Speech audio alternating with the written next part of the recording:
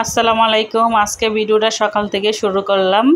আসলে আজকে আমি অনেক দিন ধরে অসুস্থতার কারণে সকালবেলা বাইরে থেকে নাস্তা কিনে নিয়ে আসছি। আর এমনিতে আমার হাজবেন্ডই বাজার করে, তো আজকে আমি বাজার করেছি। তো আমার চোখের সামনে যা পেয়েছি সবজি টবজি তাই কিনে নিয়ে আসছি, আর আনতে আনতে দেরি হয়ে গেছে, তো সেজন্য একটু রান্নাটাও দেরিতে বসাইছি। যাই হোক, আর আজকে হচ্ছে নতুন সিম দেখলাম, আর এই প্রথম হচ্ছে নতুন বছরের সিম, তো কিছু সিম নিয়ে আসলাম। আর ছোট ইলিশ, এগুলোকে টেম্পো ইলিশে বলা যায়। তো কিছু করার নাই, আমাদের দেশে ইলিশ মাছের এত দাম যে বড় ইলিশ কিনে সব সময় খাবো ওরকম এবিলিটি সবারই থাকে, বাট অনেকেরই কিনা হয় না। তারপরেও ছোট ইলিশ কিন্তু অ্যাভেলেবেল পাওয়া যায়, তো আমি ছোট ইলিশগুলোই কিনে এনেছি।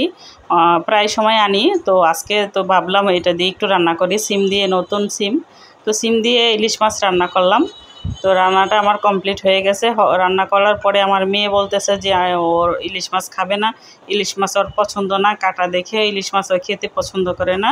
তা আমাদের তো ভালোই লাগে, ছোট হোক আর বড় হোক ইলিশ মাছ হইলেই হয়, আর কিছু লাগে না। তো ভাবলাম যে ওকে মুরগির মাংস রান্না করে দিব যখন, তাহলে কষি একটা লাউ নিয়ে আসছি, লাউটা দিয়ে রান্না করে দিই। এমনি তো আমার কাছে ফার্মি মুরগি তেমন ভালো লাগে না, আমি ফ্রাই ছাড়া ফার্মি মুরগি খাই না, তো বাচ্চারা খাবে সেজন্য যাই হোক রান্না করতেছি। তো লাউটা অনেক কষি ছিল, খুবই সুন্দর ছিল, এত ভালো লাগছে যে লাউটা। তো সেই লাউটাই কেটে নিলাম, লাউটা দিয়ে আজকে মুরগির মাংস রান্না করব। আর আপনারা কে কে মুরগির মাংস লাউ দিয়ে খেয়েছেন আর পছন্দ করেন? আমার কাছে ভালোই লাগে, মাংস না খেলেও একটু লাউ খাই। যাই হোক, আমি রান্নাটা করতেছি, দেখেন কিভাবে।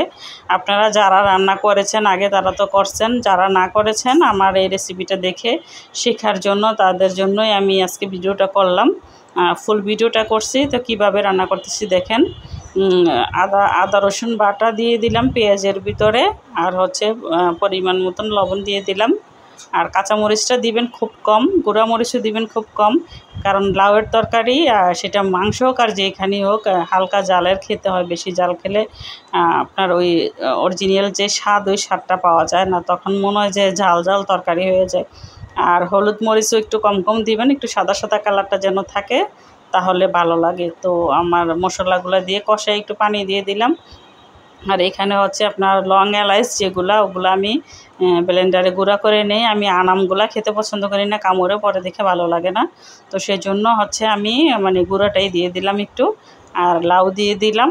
আমি অবশ্য আগে মুরগির মাংসটা কষায় তারপরে লাউ দিই, তো আজকে একসাথে দিয়ে দিলাম, অনেক দেরি হয়ে গেছে রান্নাটা। তো সেজন্য একসাথে দিয়ে আমি একটু ভালো করে নেড়ে চেড়ে কষায় নিব। কষানোর ভিতরে যখন পানি উঠে যাবে, এছাড়া আপনি একটু পানিও দিবেন না, লাউটার ভিতরে এইভাবেই কষানোর ভিতরে পানি উঠে যাবে। তো আমি নেড়ে চেড়ে এখন ঢাকনা দিয়ে দেব। ঢাকনাটা দিয়ে দিলে কিছুক্ষণ পরে আবার ওঠাবো, দেখেন অনেকগুলো পানি চলে আসছে। তো এই পানির ভিতরে ভালো করে কষায় তারপরে হচ্ছে আপনার ঝোলের পানি দিয়ে দিবেন।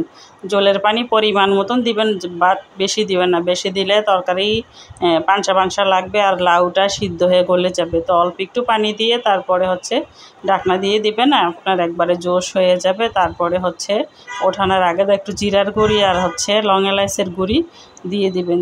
আমার রান্নাটা কেমন হলো আপনারা একটু কমেন্ট করে বলবেন। আর খেতে এতই ভালো হয়েছে সেটা বলার মতন না, একবার করে হইলো ট্রাই করে দেখবেন এই রান্নাটা। তো আপনারা সবাই ভালো থাকবেন, আর আমি অসুস্থ অনেক, আমার জন্য দোয়া রাখবেন।